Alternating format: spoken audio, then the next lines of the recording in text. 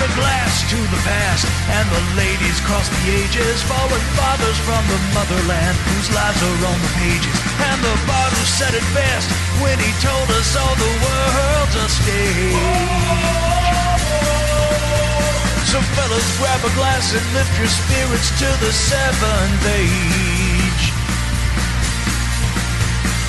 Welcome one and all to the Seven Ages Audio Journal. It's time once again to pour up a glass and to pull up a chair as we gather together here in our very favorite corner of the Cross Time Pub, where we investigate relics of times long past and remind ourselves that in these uncertain times, if history and archaeology show us anything, it is that the best is indeed yet to come. And looking straight ahead right now, I am joined by my colleagues right here in the Cross Time Pub, James Waldo and Jason Pentrail. Gentlemen, how are you doing? How are you doing, Micah Hanks? I'm doing great. How are you doing, James Waldo? I'm doing very well. About to head north to Alaska, believe it or not. Well, that must be nice. Yeah, I hope it is. I think it's going to be a little rainy while we're there, but 10-year anniversary this year for my wife and I. We're taking a nice cruise up the Alaskan coast. Well, happy anniversary. I'm really glad you're going to get to cool off a little. Jason, I guess it's been really cool down there where you are, huh? Yeah, we could only hope. No, it's, the sunny South, and we're turning and burning down here with paperwork, and more paperwork.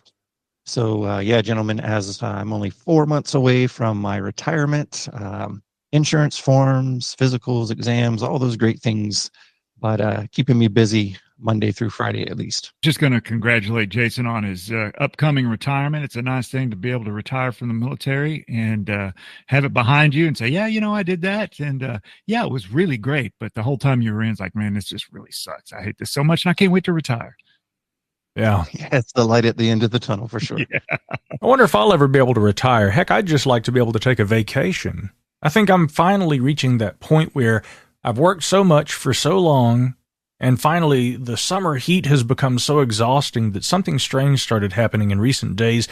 I started finding myself getting really tired in the middle of the day and needing to lay down. I'm not usually a napper, but I think I began to acknowledge a couple of things. A, I'm no longer a spring chicken. B, it is no longer actually spring. We are indeed in the dog days of summer, and it feels like it. And that all is an equation for me wanting to take naps. Then again, I think a lot of people have probably wished that they could just escape and take a nap in recent days. Now, look, I'm not going to get into all the things that are happening in the world right now. I'm just going to say there's been quite a lot of tumultuous and eventful news. There's a lot of political upheaval in the United States, but, I was thinking about this, and one of the nice perspectives I think that history and archaeology afford us is that when we look back through time and we see all the wars that have erupted, and we see all of the cataclysms that humankind, and in fact actually other species on this planet, have endured, if we go deeper into geological time, if we look back in time, one thing that history and archaeology and paleontology and geology teach us is that Earth has gone through far worse than the worst we have seen this summer. And I think that goes for all of the problems that we have in the world right now. Many of them are great, and I don't mean to undermine or detract from those, but I am trying to say that really there is hope, because as we progress, as science and technology brings us, more useful abilities to ward off the threat potentials that nature sometimes throws our way, whether they come from off-planet, i.e. asteroid impacts and things along those lines, or whether they occur here terrestrially, pandemics, other issues. As we become better equipped to be able to manage those issues, our quality of life improves over time, and we've got a long, long way to go. We really do. But again, a lot of people, recently I've been seeing them say how scared they are, how uncertain these times are, how much they really wish they could just hide under a rock, and I say, listen, if you look to the past, one thing that we know is that right now is not the worst time in the history of this planet that you could be alive. We have gone through far worse long, long ago, and today I'm sure that things are still looking good if we think in terms of long periods of time, and I think the best is yet to come. I mean that. I really do. Yeah, it will buff out.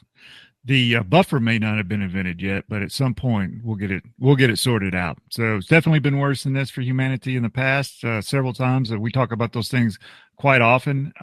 Even though right now it's pretty bad, we still have it pretty good. Yeah, that is the optimistic outlook I try to take.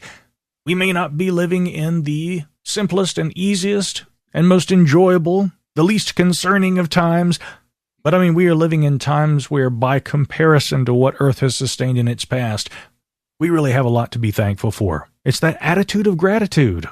I think that can go a long way. And once the dust all settles, maybe on another day, at another time, in hindsight, we'll look back and we'll remember this as being a historic period, but not one that, again, a little bit of unity, a little decency, a little hope, and a little kindness couldn't get us through.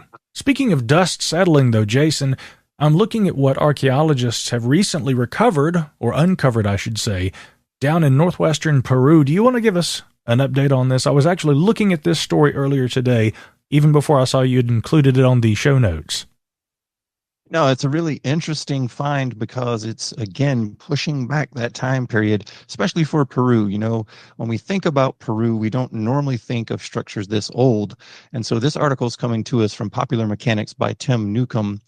And it begins like this. Archaeologists recently found the lost ruins of a ceremonial temple covered in sand and 4,000 to 5,000 years old, located there in northwestern Peru. The excavation team first discovered the walls, then subsequently unearthed a whole array of features indicating that the structure was most likely once a temple. And then came skeletal remains. They also found mixed into the debris there between a couple of walls, 3 sets of human remains. So it's kind of big news because, again, 4,000 to 5,000 years old is not what we normally think of when we think of all of the archaeology there in Peru. So it says the oldest portion of the site features not only the up to 5,000-year-old walls, but also various architectural features that help define the site as a ceremonial temple. Quote, we have what would have been a central staircase from which one would ascend to a kind of stage within that central part, and that's coming from the director there of archaeology, noting that the stage could have hosted ritual performances in front of an audience, which in itself is very interesting. So the ruins include friezes and images of cats, the claws of a reptile, and human body with the head of a bird.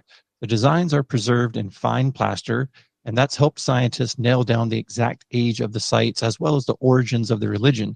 So at this point, the team plans to study the chemical makeup of the pigments there, located well within those murals. That paint is really preserved well, and it's going to allow them to kind of look a little bit more detailed at the time period associated there. But it wasn't just the architecture located in these sand dunes, and which is another feature. This was actually located within a set of sand dunes. It was literally just covered over.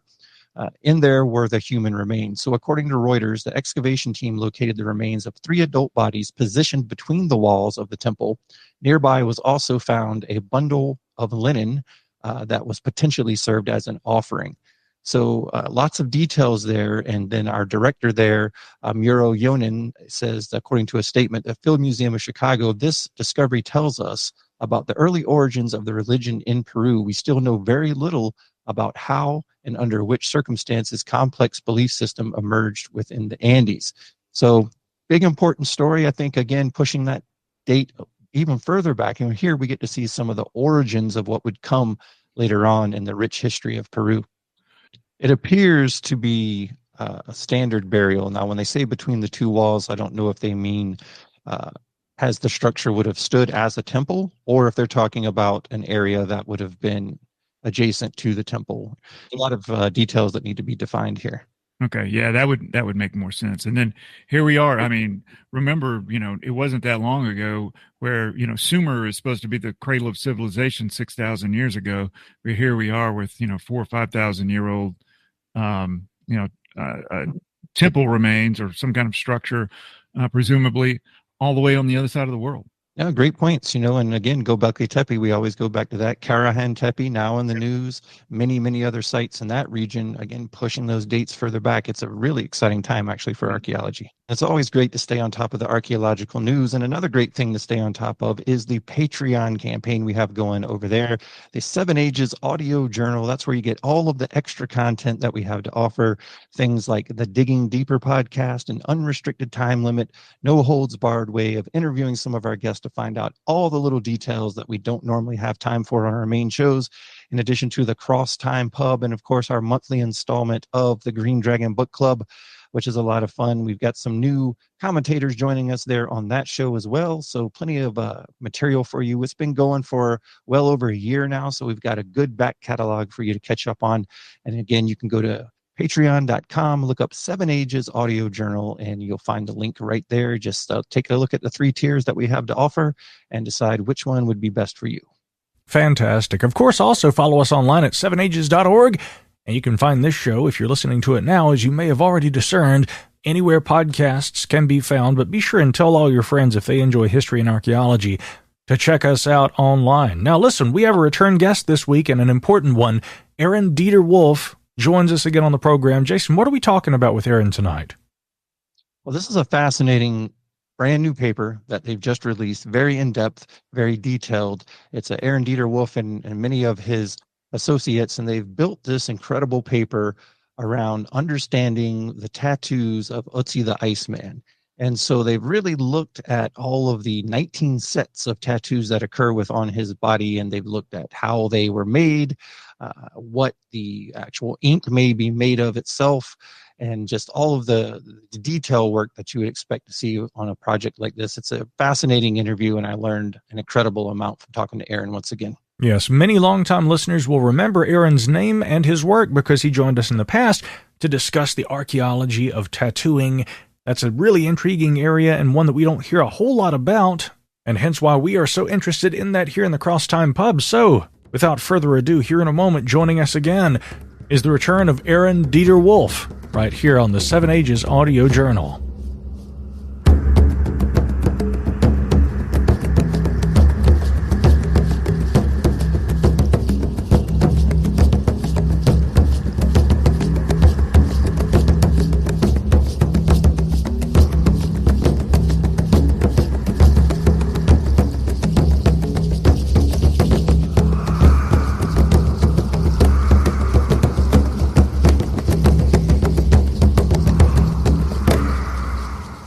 Tonight on the 7AJ's Audio Journal, we welcome returning guest Aaron Deter-Wolf. You will remember him back from episode 14, actually, back in August of 2018, where we talked about ancient tattooing, and we're going to pick up the conversation here tonight. Lots has changed since then. Lots of exciting and innovative research has been done. We're going to get into all of that with Aaron. But just to refresh everyone's memory, Aaron Deter-Wolf is an archaeologist with the Tennessee Division of Archaeology in Nashville, Tennessee, and a leading researcher developing the archaeological study of tattooing. Aaron has published widely on ancient tattooing tools and traditions, including studies identifying tattooing artifacts from North America, experiments with professional tattoo artists recreating and testing ancient and historic implements, and efforts using digital imaging to record tattoos on mummified human remains. Aaron maintains the open-access Tattooed Human Mummies database and shares information about the history of tattooing and body modification on Instagram at Archaeology Inc., all one word. Aaron, welcome back to the 7AJ's Audio Journal. Hey, Jason. Thanks for having me back, man. I appreciate it. Well, it's my pleasure. You know, I've seen a lot of research come out since the last time we've talked. And, you know, personally, this is something I've always had a great interest in. I think it's such a unique way of looking at archaeology and anthropology. And I really appreciate all the hard work that you've put into this. And tonight, we're going to be talking about your brand new paper, Chalcolithic Tattooing, Historical and Experimental Evaluation of the Tyrolean Iceman's Body Markings. Now, this is quite the undertaking. This is a large paper, lots of great information, lots of great photographs. And so I encourage everybody to go over there and check it out. European Journal of Archaeology here in 2024. That's where you can find it. And we're going to get into the refined details tonight, really, with Aaron and find out all we can about the tattooing of Otzi the Iceman. So, many of you may be familiar with Otzi. He's sort of develops almost a cult status, if you will, among the world of history and archaeology because it's such a unique find. But for those of you who aren't familiar with Otzi or maybe need a little refresher, Aaron, let's start right there. Let's start with a brief recap of who he is and how he came to be discovered. Sure, yeah. And, you know, I should preface this by saying I am not an expert on Otzi. You know, I know about as much about him as I think most people, just because of the fantastic work that's been published on him in the last 30 years.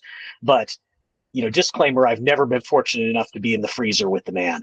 That is a real bucket list item to actually get to go to the museum in Bolzano and see him face to face. But I've not so far been able to do that. He is probably the most famous and the best studied ancient human ever.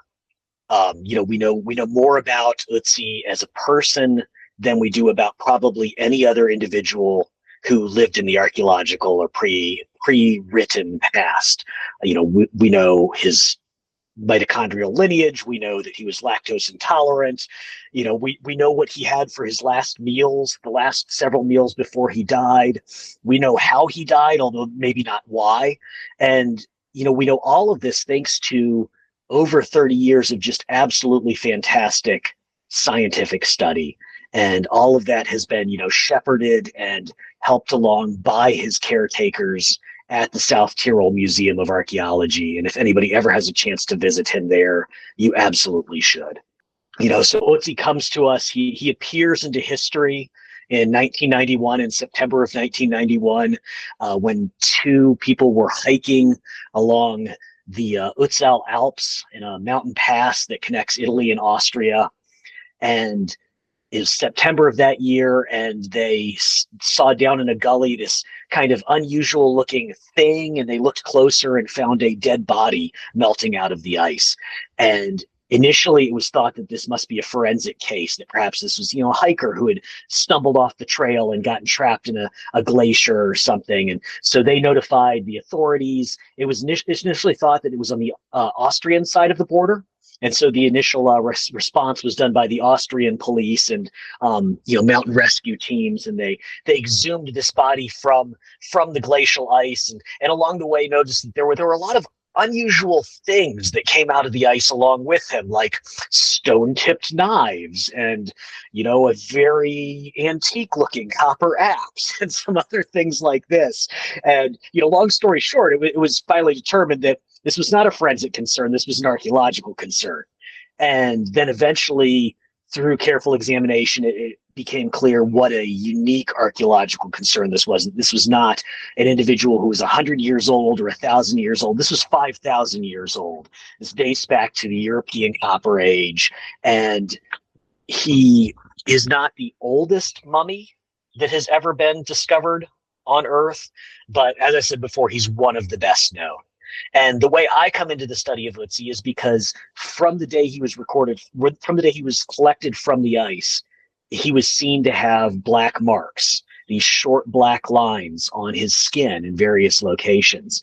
And very quickly, they determined that these were tattoos or markings of some kind. I think the initial hypothesis was that maybe they were brands rather than being tattoos. But fairly quickly, they realized that they were tattoos. And Otzi, to this day, remains one of the oldest tattooed human mummies that we know of. There are two mummies from Egypt, from pre-dynastic Egypt, who, depending on how you parse the radiocarbon dates, they pretty much lived at the same time as him. They're probably his contemporaries. But, if you really want to get into the nitty-gritty, he may be a century or so earlier. So we'll call him, for now, the oldest tattooed human remains on Earth. And so as an archaeologist interested in tattooing and body modification, of course I was going to look at Otzi, right? Of course I was going to talk about him and study him. And back in 2016, some colleagues and I wrote a paper in which we sort of drilled into the radiocarbon data and the global database on tattooed human mummies. And we're actually able to show that Otzi was the oldest tattooed human mummy discovered so far. And that was sort of the genesis of the tattooed human mummies database that you mentioned in the introduction, is the idea that, we should really have a record of all of these in one place. And so since that time, I've sort of taken it upon myself to maintain this thing and keep it out there in the world. No, that's incredible, man. It's one of those things, again, when you have something as unique as that, the preservation, what you can learn from the symbology and the cultures and everything that's there with the tattoo, what a great way to log it and keep up with it. So many things you touched on there. So your interest in tattooing and body modification from the anthropological standpoint, that predated the discovery of Otzi. Is that correct? Did not predate his discovery. I'm a little bit younger than that, and so I was still in high school when he came out of the ice. But I've been working on the study of tattooing in ancient societies for 12 or 15 years now, and this is something I became interested in as an archaeologist and as a member of the tattoo community. I felt like this was something that was being largely missed in discussions of ancient societies. I felt what we weren't getting was any sort of discussion as to how they permanently modified or decorated their bodies. And if you just look a little bit into this, you realize that cultures all over the world for thousands of years have done this. But there had not been much discussion about the practice until recently, or if there had been, it tended to be sort of brushed off in kind of, oh, those ancient people, they did weird things kind of way, and, not seriously engaging with the topic. And, what we know is that tattooing and body modification are really important parts of human culture. They're not just something you go out and do on a Saturday night. But some people have that perception about tattooing still. It's you go out, you get drunk, you get a tattoo. But historically, these are things that are really deeply tied into the symbology, into the identity, and to how societies see themselves in relationship to each other and in relationship to the natural and spiritual world. And so we can understand that these themes follow back into the past. And so as an archaeologist and anthropologist, this intrigued me and I wanted to know more about it. And so that's sort of the route that I come to this study. And I started doing work primarily in the American Southeast on ancient Native American sites, because that's my day job with the Division of Archaeology in Tennessee is working on Native American stuff. But I sort of quickly realized that this was a complete rabbit hole and that these same questions applied all over the globe. So we know, for example, that ancient Egyptians tattooed, but we don't know exactly why they did it, and we don't know exactly the tools they used to do it. With same thing with the Pazyrak, the Iron Age in Siberia. We know they were tattooed, but we don't know why or with what. And so I want to figure that out. And so this has sort of been this gradual progression of looking for different ways to get at those questions, different ways to approach that subject. Oh, it's truly fascinating. And again, there's so many ins and outs of it that maybe most people don't realize. Again, like you said, Aaron, in the modern perception, I think some of those stigmas still kind of stick. But these days, tattooing is so readily available and so easy to do for most people that, they maybe tend to just kind of get whatever they're into at that moment. But what we see from the past, as far as archaeology goes, can you speak to some of the designs and some of the thought behind them? What have you been able to discern from anthropological study of the designs from the past? Is there anything that is kind of across the board, or what are we seeing? Well, we don't have a lot of conclusive data yet on why people in the deep past tattooed. And that's because, on one hand, we have hundreds of tattooed mummies. On the other hand, that's a really small data set when you get right down to it. And so instead, we're kind of projecting from the historic past. We're looking at historic and indigenous societies and the reasons why they tattooed, and then sort of projecting those ideas back into the past and seeing if they might be supported by the archaeological data. And so, so our expectation is that in the deep past is that people were not just tattooed with whatever they wanted, however they wanted to do it, and whatever they wanted to have on their bodies, is that it was something that was more deeply baked into social identity. And so these are, by and large, we think designs that had significance to their particular culture, even sometimes to their particular lineage, and that they got those designs by virtue of who they or who their people were within that culture. And now that, that can mean different things, right? It can mean, in some cases, the accomplishments of their forebears. It can mean achievements that they themselves reached on the field of battle. It can mean that they came of age within the society. They became of marriageable age, or that they successfully had children. These are designs that appear in other media. And so the same designs that we find tattooed on bodies, we oftentimes find inscribed in rock art, and woven into textiles and painted or incised onto ceramics. So they're part of this larger vocabulary of, iconographic designs. But one of the things I think we're beginning to understand is that in no case are all of the designs of a society present in their tattoos. So it's kind of like a small subset of this much larger set of designs. And so figuring out what that smaller subset means is, sometimes pretty ephemeral. It's easy to look at pictures and be like, oh, that's a bird, and it meant he could fly. But what that design meant to the people who actually wore it and used it, we may have no frame of reference for. And so I think it's really important to be careful when we talk about, what things meant, quote unquote, to people in the past. Perfectly put. I agree completely. And so, again, we're looking at something that is really an international thing. And I hope to get into the details and really bring that to everyone's attentions tonight. But now let's begin to get into the paper and learn a little bit more about all of the great work that you and your team have done here on this paper. So first of all, there's some really groundbreaking research techniques that were used here. So what kind of modern techniques were you able to use when you're studying the tattoos of Otzi? Well, so, one of the interesting thing about Otzi is that despite, over 30 years of research, very little attention has been paid to his tattoos. Initially, in the first 5 or 6 years after he was discovered, there was some work using, infrared photography to document all of his marks. And then in around 2009, a paper was published that took thin samples of several of his actual tattoos and looked at them using a variety of techniques and determined that they were made with carbon-based ink and that there were even small stone and silica particles mixed into them. But since that time, no one's really worked on the tattoos. And so we had sort of ended up in this setting where people would kind of wave their hands and just be like, oh, the tattoos of Otzi. And I think there was a lot of sort of conventional wisdom that was being repeated, particularly in popular media pieces, that didn't reflect what I think many tattoo artists were seeing when they looked at Otzi's tattoos, or at the high resolution images of the tattoos. And so what we wanted to do was figure out a way that we could test that we could actually do this in a scientific fashion. And so Otzi was actually sort of the test case for this then earlier study that we did, experimental tattooing. Experimental archaeology is a thing, right? It's where you learn by doing something, or in this case, experiencing something also. And, you use that data to understand better how people behaved in the past.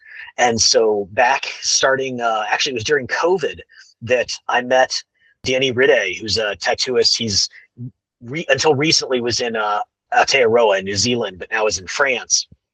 And he and I met on Instagram and started talking about, these same issues, what people did and how people tattooed in the past. And Danny is a hand tattooist, so he does entirely machine-free work. And so he has a really interesting perspective on all of this and sort of a firsthand knowledge. And so we decided that we should do a study in which we could break this out and test it in a replicable way, look at how people were tattooed. And so we brought in our friend, Maya Siluk Jacobson, who's she's an Inuit tattooist and researcher, and has done fantastic work working to reconstruct the meanings and techniques of Inuit tattooing, historical Inuit tattooing. And so the three of us sat down and designed a study where Danny sacrificed his body to science. And so we created a series of authentic pre-electric tattooing tools.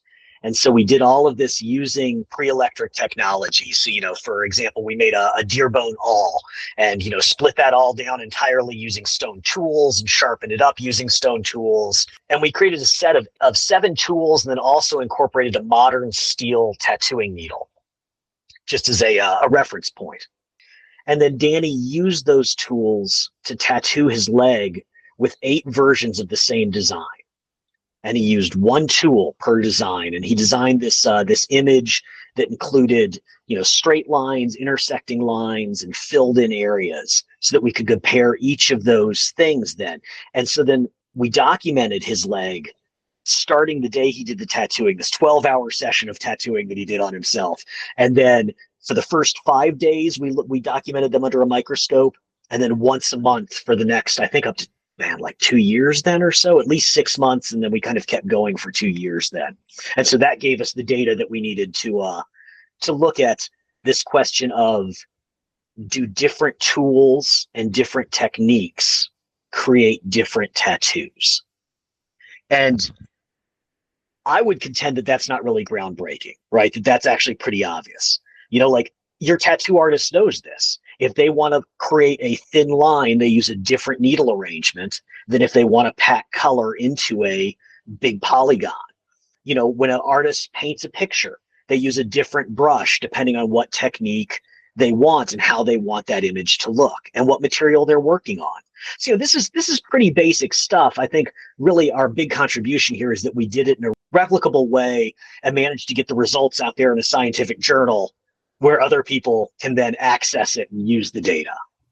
Yeah, no, it's very commendable. And again, someone, sacrificing their own leg there for a science, but I'm sure that 12 hours of tattooing yourself, I'm sure he came up with a design, like you mentioned, that was worth it, something that he would enjoy in the long term. But let's talk about Otzi's tattoos. As we get into that, maybe a lot of people are envisioning sort of, modern designs, but that's not exactly what we're seeing here. Let's talk about the details and also where they're kind of located on his body and maybe what that means for his story.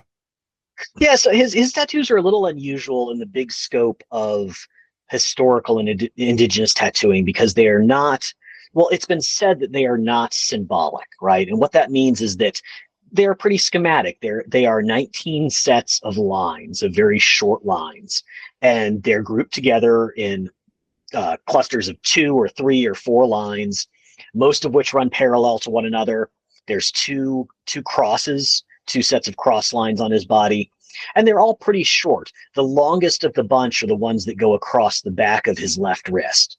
And most of them are about half that length.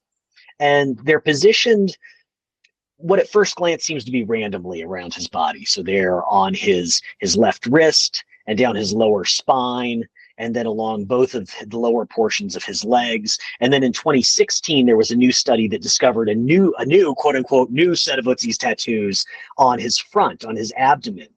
And they were able to do that because they used some really fancy imaging equipment and were able to actually see through a fold of his skin that had previously obscured that tattoo. And so that became the 19th group of his tattoos. If you count them by lines, there are actually 61 lines in 19 groups on his body. And so because these things are very schematic, because some of them are located on his joints or on his lower back, it was initially proposed that they were therapeutic or perhaps medicinal, that they were put on his body to treat ailments. And part of that argument was because we know a lot about his injuries. We know a lot about all of the things that he suffered from during his life. Whipworms in his colon and degenerative arthritis in his knees, lower back, and, the arrow wound that killed him and smashed skull, all these kinds of things that the poor man suffered from. And so initially they said, well, since these things don't appear to be a design that we recognize, perhaps instead they are medicinal. And then later on, some folks kind of doubled down on that and said, oh, well, not only do they seem to correspond with areas of injury and illness, but many of his tattoos, they said, match up with Chinese acupuncture meridians. And because these are activities of piercing the skin and they're on acupuncture meridians, it was proposed that this may be surgery or, acupuncture treatment of some sort. Now, to be clear, nobody was proposing that Otzi was from China or had been to China or anything like that. There are cross-cultural patterns of treating injuries and ailments by piercing or cutting or, pressure points or things like that. But it just so happened that they said that these corresponded to Chinese acupuncture points. And so since that time, pretty much every public discussion of Otzi has said Otzi the Iceman, whose 61 tattoos were used to treat ailments and injuries. And as part of this paper, we figured, well, if we're going to talk about the Iceman's tattoos, we should really drill into all of it. We should really get into like the complete summary of what's been said to date, and then look at that with new eyes and say, well, does this hold up when you look at it with a modern viewpoint or in the setting of what we know today about ancient tattooing and indigenous tattooing around the world? Yeah. So again, I encourage everybody to go look at the papers. There's great photographs there of the tattoos. If you're maybe having a hard time visualizing this, it's really quite striking. And of course, in the paper they include both front and back versions so that you can see exactly where they're located on the body. Very, very interesting. I would be interested to hear some of the listeners' opinions. What's your impression of these tattoos? Now, the application of the tattoo, that's also something that's important to the story. So we're talking about different implements, modern versus the ones that you made from deer awl and other things like that. What do we know, if anything, about the way that Otzi's tattoos were actually applied to the skin? Well, so that's something that had never actually been directly studied until this work that we did. Starting very early in the discussion of him after he was first found, there were some just sort of, in passing conclusions where people said, oh, well, maybe they were poked into the skin, or maybe they were stitched in, sewn in using a needle and thread. And then some other people said, oh, they look like they were incised, like they were cut into the skin.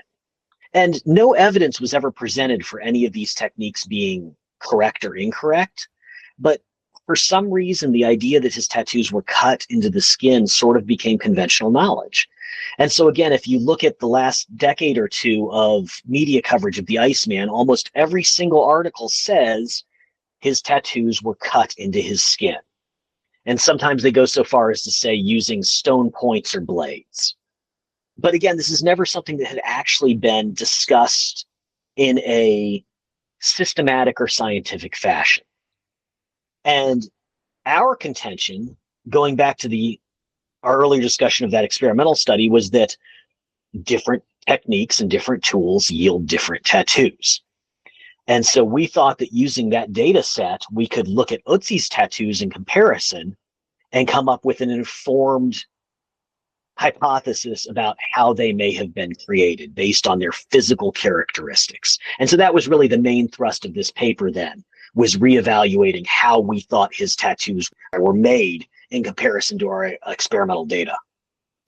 And so how were you able to go about doing that? Or, how do you get access close enough to it to be able to determine, if at all, how they were applied? Yeah, so we were very fortunate. The 2016 study that I mentioned has some great photo documentation of all of his tattoos taken under a microscope. Great imagery, and the South Tyrol Museum is fantastic about sharing imagery and data with people who are studying Otzi. And so they provided us with high resolution images of all of the details of his tattoos. And so we were able to use those in comparison with the data we collected in the earlier experimental study, and basically just do a visual comparison. And I know that doesn't sound really fancy necessarily, right? But it's, I think, actually pretty compelling. What we learned in our experimental study is that, yes, different tools have create different tattoos. And this is basically forensics, right? So if your listeners have ever watched, one of the cop shows on TV, they inevitably end up in the lab and they say, oh, he was stabbed 23 times with a knife. Well, so forensically, stab wounds look different than cut wounds. And what that means on a microscopic level is that incised tattoos look different than punctured tattoos. They're made by breaking the skin using a different technique, using a different tool.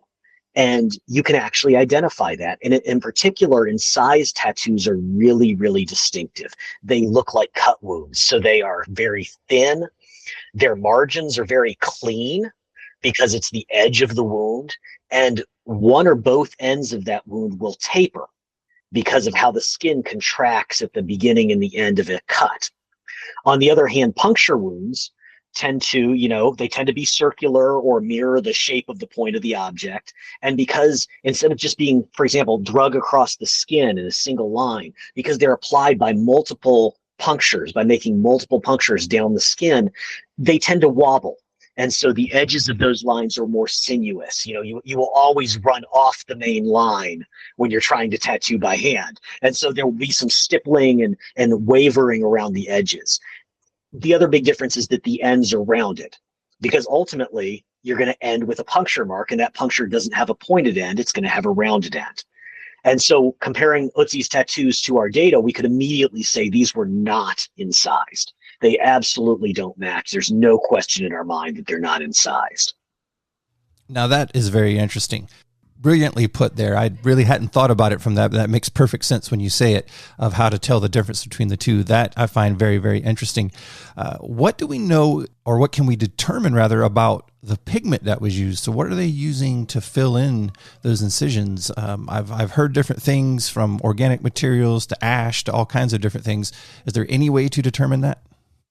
Yeah, so for Otzi himself, that 2009 study that looked at his tattoos under very high-powered microscopes, they found carbon and ash particles. And so that tells us that, yeah, the primary ingredient for his black tattoos, all of his tattoos are black ink, was carbon. And that actually fits in very nicely with the global sample. Almost uniformly, ancient tattoos were black. There's very, very scant evidence of the use of any other color in the ancient sample of tattooing. And by and large, those were all carbon. Now, there haven't been a lot of direct studies of ancient tattoo pigments composition, but those that are out there have all come back as carbon. And historically, that matches up, right? If you look at the historical and ethnographic record, black pigment is almost always carbon-based. So that is what we're presuming that he used. For our experiment, we used commercial tattoo ink as our primary colorant, just because it's easy and it's there and it's consistent. And we felt that making our own ink would introduce another variable to the equation that we couldn't necessarily control for. And so, the way the ink is applied for incision tattooing is it's rubbed into the surface. And so, the cuts are made, and some people call it cut and rub tattooing today. The cuts are made, and then the ink is put onto a blotter or a skin or a rubber or some sort, and applied into the skin and rubbed into those wounds. Yeah, again, out of the box for people who are used to regular standard modern tattooing, I find that really, really interesting. Aaron, I want to refer to the paper for a minute. Figure Sure. 6. There's figure 6 there. I find this really, really interesting. It is a map showing generalized global distribution patterns of tattooing techniques based off of ethnographic and historical data. And we have subdermal puncture, we have simple puncture, and we have incision. And since we're talking about that in regards to Otzi, when you pull up figure 6 here in the paper, it's quite striking that there's so many areas highlighted. And then you kind of have some in-between areas there as well. Let's talk about this map here real quick. And as far as we go about studying this, and again, you're involved with this tattooed mummy database. When we look at this figure 6 here, what exactly are we to make of all of the various types? And they seem to be almost clustered together in certain regions. Do these different types, subdermal, simple puncture, and incision, tend to be regionally practiced? Yeah, this is a really interesting figure, isn't it? So this is totally the work of my buddy, Ben Robitaille, who's a co-author on this paper. Ben has, for decades now, been building this database of historical tattooing tools and techniques. And so he has this incredible database that I think at this point contains like 1,400 records of historical accounts of tattooing, and over 1,000 instances of tattooing tools curated in museum collections.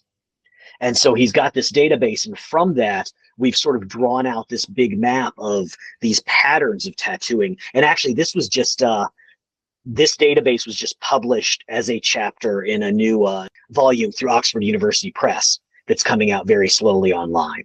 And so our chapter on this is now out and live in the world too, and I'll give you a link for that as well. But yeah, the way these techniques cluster is really interesting. So for example, the subdermal puncture. And subdermal puncture is what some people have called skin stitching, or needle and thread tattooing. It involves, instead of poking the skin vertically, it involves pinching the skin and then piercing it horizontally. So you're creating a channel underneath the skin between two incisions. And then into that channel, pigment is introduced either by being pulled on a thread behind the needle, or by being then pushed through that same channel on the tip of a second tool, on the tip of an awl, or the Inuit, I think, used calcified whale bones, things like this. But subdermal puncture, you see on the map, it clusters up around the Arctic Circle. And that's really interesting. It's a traditional Inuit technique, and it's very strongly limited to the upper Arctic, with the exception of the tip of South America, where it also appears.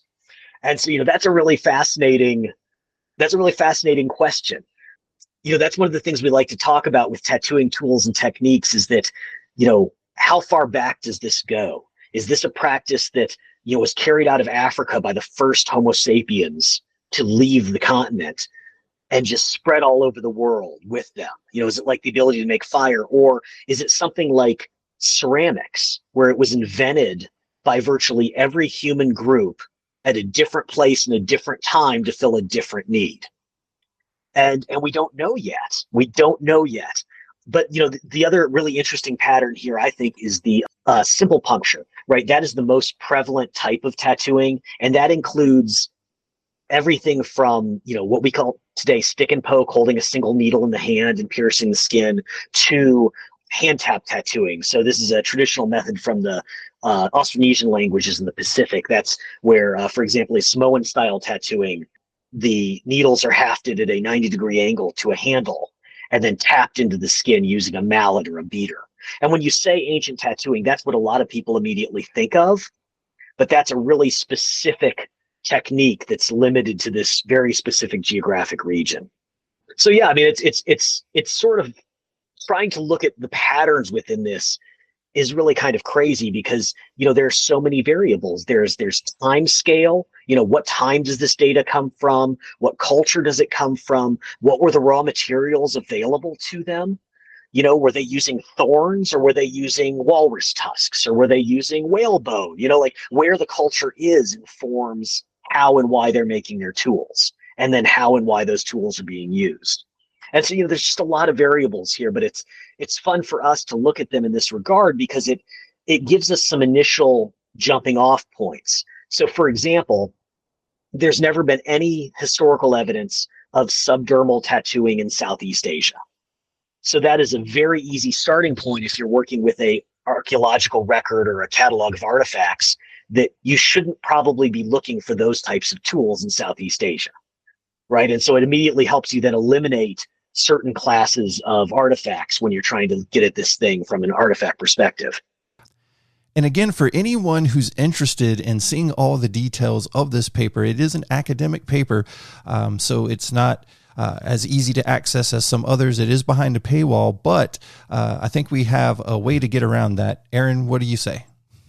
Yeah, absolutely. So under the journal copyright, any of the authors is allowed to share the paper directly with our colleagues and people that ask us to see it. And so if anyone's interested in reading it, please reach out to me or any of my co-authors, and we'll be happy to share it with you. Well, there you have it. One way that you can certainly access this, we encourage you to do so. Again, this is very worth your time if you're interested in this type of thing. Now, another thing that you have listed here in the paper, figure 4, that I think people listening would probably be very interested in. It's not necessarily dealing directly with the tattoos, but in a way it kind of is.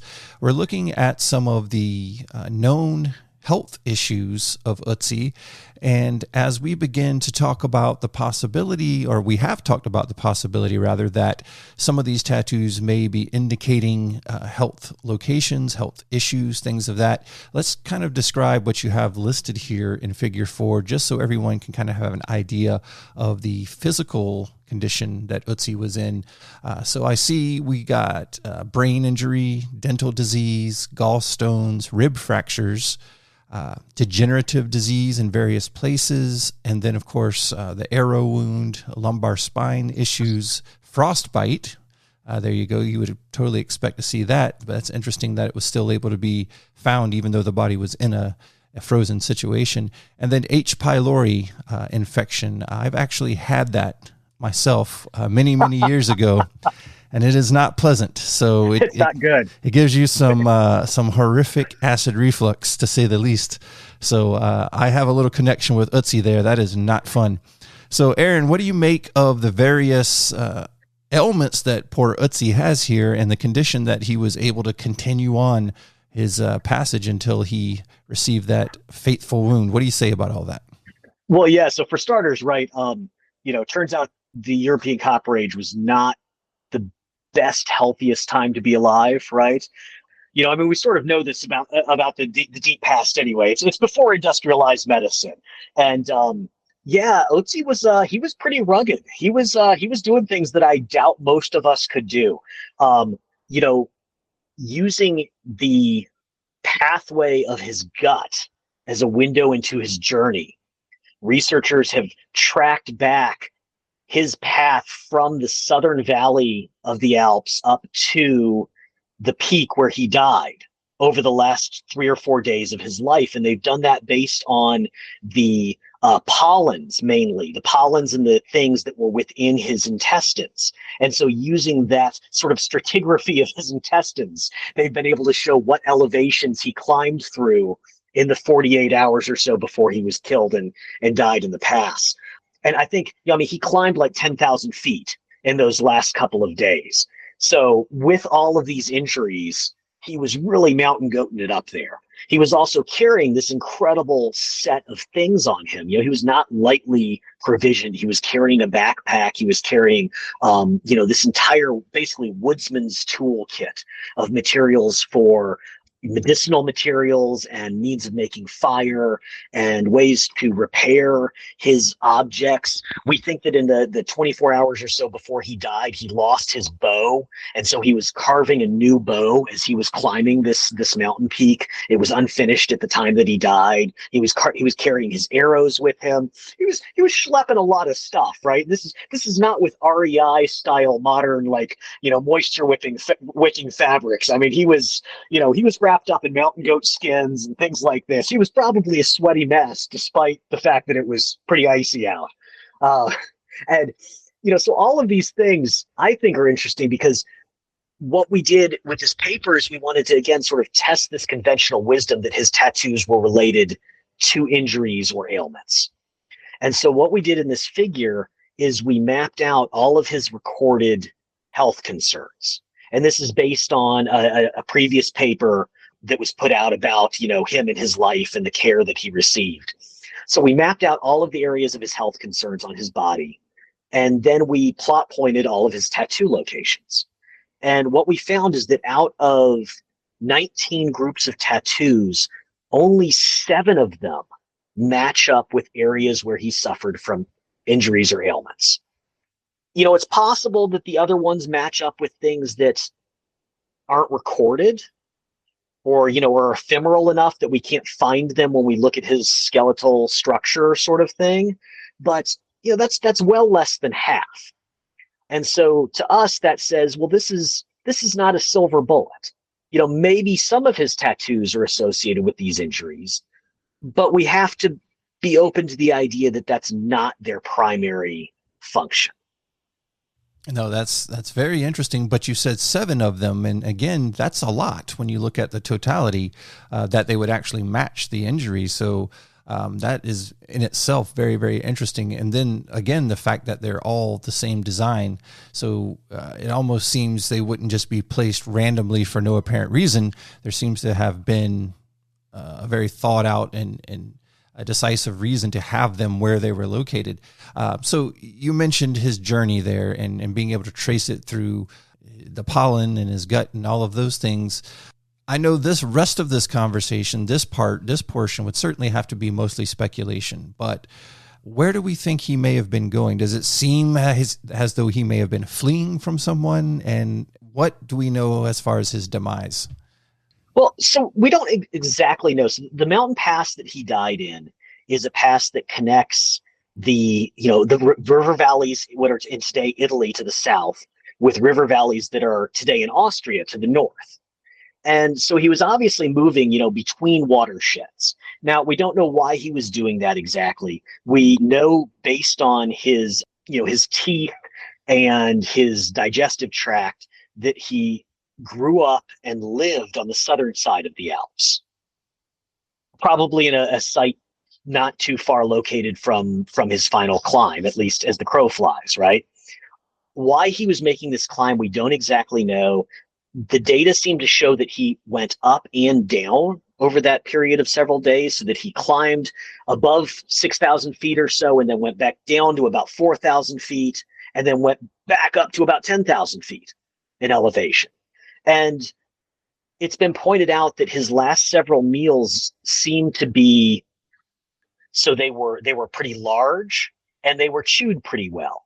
So they're not the sort of meals that somebody who is on the run would be necessarily consuming. On the other hand, he had a stab wound in his hand, in his right hand, when he died, or a cut wound at least, and he had lost his bow and at least some of his equipment. And so, there were obviously things going wrong, but he was still able to sit down and eat a couple of good meals before he died. Now, the thing about him being murdered comes from the fact that he has a stone arrow point embedded in his back. It's great, right? And this is one of the mysteries of him, is that he seems to have been shot in the back. But whoever did that didn't take any of his stuff. So in particular, he was carrying this copper-bladed axe, this copper bit axe, that would have been insanely valuable for the time period. And the fact that whoever shot him and left him to die on that glacier didn't take that with them suggests that maybe at the last minute he eluded them, or they gave up the chase. There's one narrative that describes his last couple of hours that folks think that he may have, been alive and stumbled into this gully and then had the time to take off his possessions and set them on a stone ledge and then make a small fire out of the embers that he was carrying in his birch bark container. But that, this wasn't enough. And so as he slowly bled to death and froze in the gully, right? There's been a more recent study that suggested that all of that is bunk, and that the position of him and his artifacts is entirely the result of glacial melt and thaw and freeze episodes. I know the folks at the museum don't think that's the case. So, there's still some contention about that. One of the issues that surrounds this is that it's hard to answer this archaeologically because of the way in which he was exhumed. Because of the initial process of getting him out of the ice, there was not a careful mapping of all of his materials. So we don't have that context for the day he died. Yeah, of course, that would be extremely valuable in these types of situations. Aaron, I was thinking about something as you were describing that, though. The stone point that's embedded in him, is there any study or data that shows that that is what killed him? I mean, did it actually hit anything vital that would cause him to die? Or could it possibly have been just something that was stuck in there for a long period of time that had healed over? Is there any chance of that? That's a really good question. As I recall, what has been said is that it is at a location that it would have severed a major artery. And so it would have led to his death relatively quickly. Having said that, I can't immediately recall any study that shows the actual physical arrow wound in his back. It's possible that it may not be visible anymore with the way the skin has contracted and everything. But that is an interesting question. There are a lot of conventional wisdom things about Otzi and his life and death that maybe haven't been tested the way they should be. Oh, absolutely. And kind of my last question on that topic of the death of Otzi, the stone point that was used, is it just typical for that region? So can it be traced back to any particular type or regionality of people or group of people to kind of fill in that side of the narrative? As far as I know, it is. Now, it's not been taken out of his body, so we are presuming that it is locally made chert or flint. There's nothing to suggest otherwise, but because it's still within him, it has not been examined in person. Now, a couple of years ago, your listeners may be interested in this. There's a fantastic study that looked at his stone tools specifically, the stone tools that he carried with him when he died. And it is a great read. I mean, the folks that did that study are able to differentiate tools that he carried that were flint knapped by a right-handed person versus ones that were flint knapped by a left-handed person, right? To demonstrate that he's not just holding his own tools the day he dies, he's carrying tools that were made by other people. And they look at the sourcing of those materials, where those raw materials came from, and all that kind of thing. It's a fantastic read. I can't recommend it enough. All right. Well, we'll encourage everyone to check that out. Again, there's lots of studies on Otzi. There's many papers that have been written. Again, he has been the focal point for many years since his discovery all across the world. Again, we mentioned at the beginning here that the last time we talked to Aaron was episode 14, way back in 2018. So not just dealing with Otzi, but the world of anthropology and tattooing, Aaron, since 2018 till now. Just catch us up on some of the exciting things that you've been involved with, and also any surprising discoveries within this field of research. Man, it just keeps coming. I feel like every couple of years I'm like, well, okay, I've pretty much done everything I can do in tattoo archaeology, and I'm gonna have to figure out something else to do now. And every single time something else comes up, and a lot of that is because I keep meeting these really fantastic people. Tattoo artists, indigenous researchers, and historians who are doing interesting stuff. And it's the collaborations that keep all of this research going then, everybody bringing these different things to the table. So since 2018, at that point, had we published the paper on the tool from Utah yet when we last talked? Not that I recall, no. Okay, and around that time, some colleagues and I identified a ancient basket maker, so ancestral Puebloan tattooing tool from a rock shelter site in Bears Ears out in southern Utah. And that was a fantastic discovery. I mean, what a unique site and site preservation that yielded this cactus spine and yucca wrapping and wooden handled tattoo implement that's 2,000 years old. And so we were able to demonstrate that was a known tattoo tool. And then a year or two later, we published a paper looking at some turkey bone awls from a site here in Tennessee, and showing that the micro wear patterns on those tools matched up with tattooing.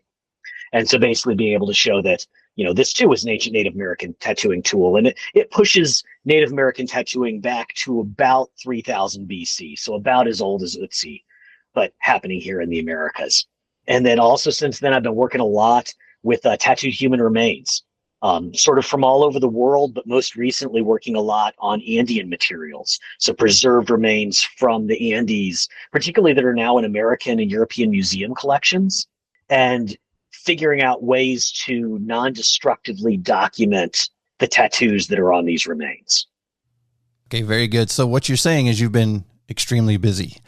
So I'm happy. It keeps on coming. Yeah, I'm happy for you, man. This is something that is so unique, and I think it's a huge part of history and of the study in the world of anthropology that just gets overlooked. I mean, obviously, tattoos on an international scale were a very important part of all of these cultures, and so I think that many times this is something that's been overlooked, and I think it's really an area of interest because obviously, if you're going to the pain and the trouble of putting these in your skin, they had to be for a very good reason.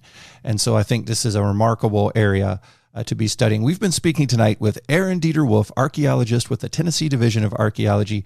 So Aaron, before we wrap up tonight, a couple of things we want to do. We certainly want to let everybody know where they can follow along with you. And before we wrap up your list of accomplishments this evening, we do need to mention that in addition to all of the wonderful research you do, you are a professional Halloween decorator. So let's not leave that out. I follow Aaron on social media, and I guarantee you folks, come October, you're going to see some fantastic pictures. So tell us about that for a moment. What is your interest in the world of Halloween decoration? That's just good fun, man. I live in a great neighborhood here in East Nashville, and our block is just wonderful. Really is, really heavily invested in celebrations, Christmas decorations and Halloween and 4th of July and things like this. And, so I think it was Mark Twain, right, who said, anything worth doing is probably worth overdoing. And I mean, that's not necessarily the way you want to live your life, but it turns out that sort of sticks with me with like Halloween. Sure. And I enjoy it, man. I enjoy building out these things that, the kids from the neighborhood will come and see and enjoy and remember. Well, there you go. You're building memories, and I still remember things like that from my childhood. So it's always great fun. But again, I just wanted to mention that because it's something I've noticed every year. You do a great job. So congratulations there. I appreciate that. Absolutely. So Aaron, if anyone wants to follow along with all the great things you're involved with, how do they do so, and where can they find you online? Yeah, so the easiest way to find me is on the Instagram these days, and it is Archaeology Inc. INK. And I post. The posting level has dropped off there, but I'm still present. And need to get back to that a little bit. But that's the easiest way to reach me. My day job is the Tennessee Division of Archaeology, and so I'm also reachable via the division's website and, my professional email address at tn.gov. And, I'm around. People can find me, man. We'll put some links in the program notes where folks can find some papers and stuff online that I've got. My academia.edu account has a lot of papers up there for free that folks can find. And yeah, please don't hesitate to reach out if anybody has questions. All right, that's great. And again, if you want to see this paper that we talked about, the Otzi paper, just reach out to Aaron, and we'll do our best to get that to you. Aaron, it's always a pleasure speaking with you. Thank you for joining us here once again on the 7AGES Audio Journal, and we'll certainly be in touch. Awesome. Thanks, man. I'll talk to you soon.